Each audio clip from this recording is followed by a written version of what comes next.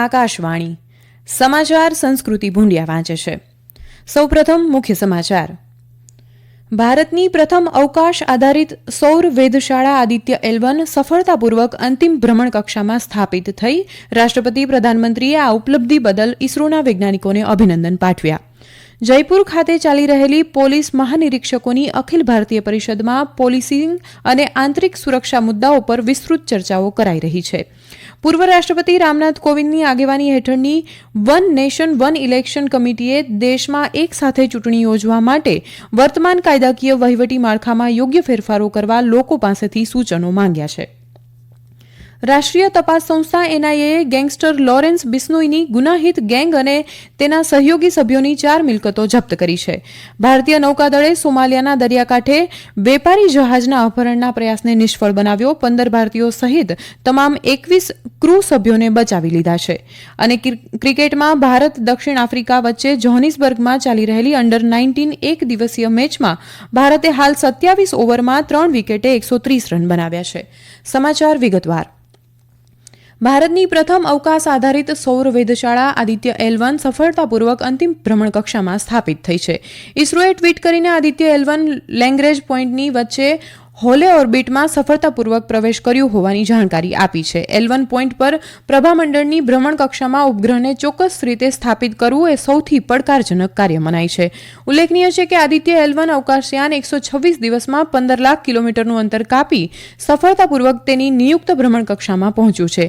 ઇસરોના અધ્યક્ષ M. સોમનાથે કહ્યું કે આદિત્ય L1 પાર્કિંગ સ્પોટ પર પહોંચ્યા બાદ પૃથ્વીની જેમ જ સૂર્યની પરિક્રમા કરશે. આ અનુકૂળ બિંદુથી તે ગ્રહણ દરમિયાન પણ સૂર્યને સતત નિહાળી શકશે અને સૂર્યનો વૈજ્ઞાનિક અભ્યાસ હાથ ધરશે. રાષ્ટ્રપતિ દ્રૌપદી મુર્મુ અને પ્રધાનમંત્રી નરેન્દ્ર મોદીએ આદિત્ય L1 સફળતાપૂર્વક ભ્રમણ કક્ષામાં સ્થાપિત થવા માટે વૈજ્ઞાનિકોને અભિનંદન પાઠવ્યા છે.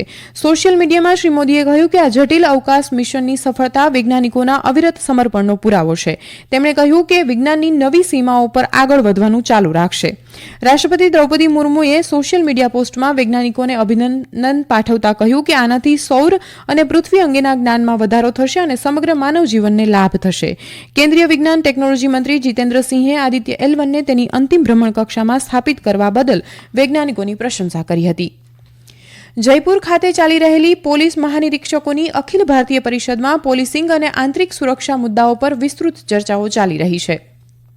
પ્રધાનમંત્રી નરેન્દ્ર મોદી આજે આ પરિષદમાં ભાગ લઈ રહ્યા છે. શ્રી મોદી આવતીકાલે પણ આ સંમેલનમાં હાજર રહેશે. ગૃહમંત્રી અમિત શાહે ગઈકાલે આ 3 દિવસીય કોન્ફરન્સનું ઉદ્ઘાટન કર્યું હતું. કોન્ફરન્સમાં પોલીસ મહાનિર્દેશક, મહાનિરીક્ષક અને કેન્દ્રીય પોલીસ સંસ્થાઓના વડાઓ રૂબરૂ ઉપસ્થિત છે, જ્યારે દેશભરમાં અન્ય પોસ્ટ પર ફરજ બજાવતા 500થી વધુ પોલીસ અધિકારીઓ વિડીયો કોન્ફરન્સિંગ દ્વારા જોડાયા છે. પરિષદમાં સાયબર ક્રાઇમ કંટ્રોલ, પોલીસ સેવાઓમાં ટેકનોલોજીનો ઉપયોગ, આતંકવાદ વિરોધી પડકારો, ડાબેરી ઉગ્રવાદ અને જેલ સુધારણા પર ચર્ચા કરવામાં આવી રહી છે. પરિષદમાં ગુના નિયંત્રણ માટે બનાવવામાં આવેલા નવા કાયદાના અમલીકરણની પદ્ધતિઓ, ભાવિ પોલીસિંગ સિસ્ટમ અને કૃત્રિમ બુદ્ધિમત્તા અને ડીપ ફેક જેવી નવી ટેકનોલોજીઓ દ્વારા ઉભા થતા પડકારો અંગે પણ ચર્ચા કરવામાં આવી રહી છે. પૂર્વ રાષ્ટ્રપતિ રામનાથ કોવિંદની આગેવાની હેઠળની વન નેશન વન ઇલેક્શન કમિટીએ દેશમાં એક સાથે ચૂંટણી યોજવા માટે વર્તમાન કાયદાકીય વહીવટી માળખામાં યોગ્ય ફેરફારો કરવા લોકો પાસેથી સૂચનો માંગ્યા છે. જાહેર નોટિસમાં ઉચ્ચ સ્તરીય સમિતિએ કહ્યું છે કે 15 જાન્યુઆરી સુધી મળેલા સૂચનોને ધ્યાનમાં લેવામાં આવશે. ગયા વર્ષે સપ્ટેમ્બરમાં રચાયેલી સમિતિની 2 બેઠકો યોજાઈ ચૂકી છે. સમિતિએ તાજેતરમાં રાજકીય પક્ષોને પરસ્પર સંમત તારીખે એક સાથે ચૂંટણી યોજવાના વિચાર પર ચર્ચા કરવા માટે પત્ર લખ્યો હતો. સમિતિએ રાજકીય પક્ષોને પણ આ અંગે સૂચનો મોકલવા જણાવ્યું છે. 7 રાષ્ટ્રીય પક્ષો, 33 પ્રાદેશિક પક્ષો અને 7 અન્ય નોંધાયેલા પક્ષોને પત્રો મોકલવામાં આવ્યા છે. સમિતિએ એક સાથે ચૂંટણી કરવાના મુદ્દે કાયદા પંચનો અભિપ્રાય પણ લીધો છે. આ મામલે કાયદા પંચ સાથે ફરી ચર્ચા થઈ શકે છે. રાષ્ટ્રીય તપાસ સંસ્થા NIAએ ગેંગસ્ટર લોરેન્સ બિશ્નોઈની ગુનાહિત ગેંગ અને તેના સહયોગી સભ્યોની 4 મિલકતો જપ્ત કરી છે. NIA દ્વારા જાહેર કરાયેલા નિવેદન અનુસાર NIAની ટીમો દ્વારા ગેરકાયદેસર પ્રવૃત્તિઓ નિવારણ અધિનિયમ 1967ની જોગવાઈઓ હેઠળ સંકલિત હરિયાણા અને પંજાબમાં કરાયેલા દરોડામાં 3 સ્થાવર અને 1 જંગમ મિલકતો જપ્ત કરવામાં આવી છે. NIAએ જાણવા મળ્યું છે કે આ સંપત્તિનો ઉપયોગ આતંકવાદ સંબંધિત કાવતરા ઘડવા અને ગંભીર ગુનાઓ કરવા માટે કરવામાં આવ્યો હતો. હતો. એનઆઈએ ઓગસ્ટ 2022માં ગેંગસ્ટર લોરેન્સ બિશ્નોઈની ગુનાહિત ગેંગ અને તેના સહયોગીઓ વિરુદ્ધ ગેરકાયદેસર પ્રવૃત્તિઓ નિવારણ અધિનિયમ હેઠળ કેસ નોંધ્યો હતો. તપાસમાં જાણવા મળ્યું છે કે બિશ્નોઈની ગેંગે દેશના અનેક રાજ્યોમાં પોતાનું ગુનાહિત માફિયા નેટવર્ક ફેલાવ્યું છે. આ સમાચાર આપ આકાશવાણી પરથી સાંભળી રહ્યા છો. ભારતીય નૌકાદળે સોમાલિયાના દરિયાકાંઠે વેપારી જહાજના અપહરણના પ્રયાસને નિષ્ફળ બનાવ્યો છે અને 15 ભારતીયો સહિત તમામ 21 ક્રૂ સભ્યોને બચાવી લીધા છે. ગુરુવારે એક કાર્ગો જહાજમાંથી હાઇજેક થવાના સંકેત મળ્યા બાદ નૌકાદળે તેના યુદ્ધ જહાજ INS ચેન્નઈને રવાના કરી અને દરિયાઈ ઓપરેશન હાથ ધર્યું હતું. નૌકાદળના ચુનંદા મેરીટાઈમ કોમાન્ડોએ જહાજ પર કામગીરી હાથ ધરી હતી. ઓપરેશન પછી નેવલ કમાન્ડોએ પુષ્ટિ કરી છે કે હાઇજેક કરાયેલા જહાજમાં હવે કોઈ અપહરણકર્તા નથી. ઘટના સમયે INS ચેન્નાઈ ચાંચિયાગીરી વિરોધી પ્રવૃત્તિનું પેટ્રોલિંગ કરી રહી હતી.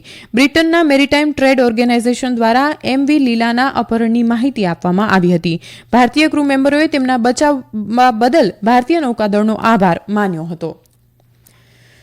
ક્રિકેટમાં ભારત દક્ષિણ આફ્રિકા વચ્ચે જોહાનિસબર્ગમાં ચાલી રહેલી એક દિવસીય મેચમાં ભારતે હાલ 27 ઓવરે 3 વિકેટમાં 130 રન બનાવ્યા છે. બપોરે 1:30 વાગે શરૂ થયેલી આ મેચમાં દક્ષિણ આફ્રિકાએ પ્રથમ બેટિંગ કરતા 50 ઓવરમાં 256 રન બનાવ્યા હતા. દક્ષિણ આફ્રિકા તરફથી સ્ટીવ સ્ટોકે સૌથી વધુ 69 રન કર્યા હતા. ભારત તરફથી મુશીર ખાતે 5 અને નમન તિવારીએ 3 વિકેટો ઝડપી હતી. 257 રનના લક્ષ્યાંકનો પીછો કરી રહેલા ભારતે હાલ 130 રન બનાવ્યા છે. ઉલ્લેખનીય છે કે 3 દેશો વચ્ચે રમાઈ રહેલી આ એક દિવસીય શ્રેણીમાં ભારત સૌથી વધુ અંક સાથે ટોચના સ્થાને છે. સ્પર્ધાની ફાઇનલ 10 જાન્યુઆરીએ રમાશે. ઈડી દ્વારા મહાદેવ બુક એપ સટ્ટાબાજીના કૌભાંડના સંબંધમાં વિશેષ નાણાકીય ગેરરીતિ નિવારણ અધિનિયમ અદાલતમાં દાખલ કરાયેલી બીજી ફરિયાદમાં છત્તીસગઢના પૂર્વ મુખ્યમંત્રી ભૂપેશ બઘેલનું નામ સામેલ કરવામાં આવ્યું છે. ઈડીની ચાર્જશીટ મુજબ મહાદેવ એપ કૌભાંડ કેસના આરોપીઓમાંના એક મહાદેવ એપના પ્રમોટર શુભમ સોનીએ સટ્ટાબાજીના પ્લેટફોર્મના પ્રમોટરો દ્વારા આશરે 508 કરોડ રૂપિયાની ચૂકવણી અંગે ચોંકાવનારો ઘટસ્ફોટ કર્યો છે. તપાસ દરમિયાન આરોપીઓએ આપેલા નિવેદનોના આધારે ચાર્જશીટમાં ઓછામાં ઓછા 4 થી 5 વખત પૂર્વ મુખ્યમંત્રી ભૂપેશ બઘેલના નામનો ઉલ્લેખ કરવામાં આવ્યો છે. આ વર્ષે 1 જાન્યુઆરીએ રાયપુરમાં prevention of money laundering act હેઠળ PMLA કેસ માટે વિશેષ અદાલત સમક્ષ પૂરક ચાર્જશીટ દાખલ કરવામાં આવી હતી. વાણિજ્ય મંત્રી પિયુષ ગોયલે કહ્યું છે કે ભારતે નાણાકીય વર્ષ 2022-23માં 60 લાખ કરોડ રૂપિયાથી વધુના ઉત્પાદનોની નિકાસ કરી છે. આજે નવી દિલ્હીમાં બ્યુરો ઓફ ઇન્ડિયન સ્ટાન્ડર્ડ્સના 77મા સ્થાપના દિવસ પર વિડીયો કોન્ફરન્સિંગ દ્વારા સંબોધન કરતા ગોયલે કહ્યું કે ઉચ્ચ ગુણવત્તાના ધોરણો સાથે દેશની આકાંક્ષાઓ પૂર્ણ થશે અને ભારત એક વિકસિત રાષ્ટ્ર બનવા માટે સક્ષમ બનશે. શ્રી ગોયલે ઉમેર્યું કે હવે દેશના 340થી વધુ જિલ્લાઓમાં હોલમાર્કિંગની સુવિધા ઉપલબ્ધ છે અને દરરોજ લગભગ 4.5 લાખ ઉત્પાદનોને હોલમાર્ક કરવામાં આવે છે. તેમણે કહ્યું કે વર્ષ 2014ની સરખામણીમાં રમકડાની આયાતમાં 52%નો ઘટાડો થયો છે.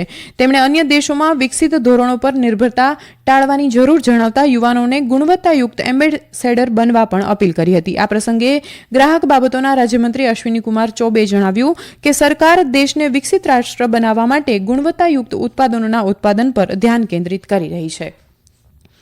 પંજાબ, હરિયાણા, ચંદીગઢ, દિલ્હી અને રાજસ્થાનમાં આગામી 2 દિવસ દરમિયાન તીવ્ર ઠંડીની સ્થિતિ યથાવત રહેશે. હવામાન વિભાગે કહ્યું છે કે આ વિસ્તારોમાં લઘુત્તમ તાપમાન 6 થી 9 ડિગ્રી સેલ્સિયસની વચ્ચે રહેશે. હવામાન વિભાગની આગાહી મુજબ ઉત્તર પશ્ચિમ ભારતમાં આગામી 2 દિવસ સુધી ગાઢ ધુમ્મસ રહેશે. શ્રીલંકાએ ગઈકાલે 21 ભારતીય માછીમારોને ચેન્નાઈ પરત મોકલ્યા છે. શ્રીલંકાની નૌકાદળ દ્વારા શ્રીલંકાના જળસીમામાં ગેરકાયદે માછીમારીના આરોપસર આ માછીમારોને અટકાયતમાં લેવામાં આવ્યા હતા. ગયા વર્ષે શ્રીલંકાની નૌકાદળે ઓછામાં ઓછા 33 ભારતીય ખલાસીઓ અને 220 માછીમારોની અટકાયત કરી હતી. અંતમાં મુખ્ય સમાચાર ફરી એકવાર. ભારતની પ્રથમ અવકાશ આધારિત સૌર વેધશાળા આદિત્ય L1 સફળતાપૂર્વક અંતિમ ભ્રમણ કક્ષામાં સ્થાપિત થઈ. રાષ્ટ્રપતિ પ્રધાનમંત્રીએ આ ઉપલબ્ધિ બદલ ઇસરોના વૈજ્ઞાનિકોને અભિનંદન પાઠવ્યા. જયપુર ખાતે ચાલી રહેલી પોલીસ મહાનિરીક્ષકોની અખિલ ભારતીય પરિષદમાં પોલીસિંગ અને આંતરિક સુરક્ષા મુદ્દાઓ પર વિસ્તૃત ચર્ચાઓ કરાઈ રહી છે. રાષ્ટ્રીય તપાસ સંસ્થા NIA ગેંગસ્ટર લોરેન્સ બિશ્નોઈની ગુનાહિત ગેંગ અને તેના સહયોગી સભ્યોની 4 મિલકતો જપ્ત કરી છે. ભારતીય નૌકાદળે સોમાલિયાના દરિયાકાંઠે વેપારી જહાજના અપહરણના પ્રયાસને નિષ્ફળ બનાવ્યો. 15 ભારતીયો સહિત તમામ 21 ક્રૂ સભ્યોને બચાવી લેવાયા.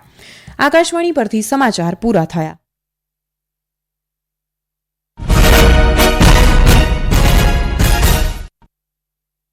आइए सुने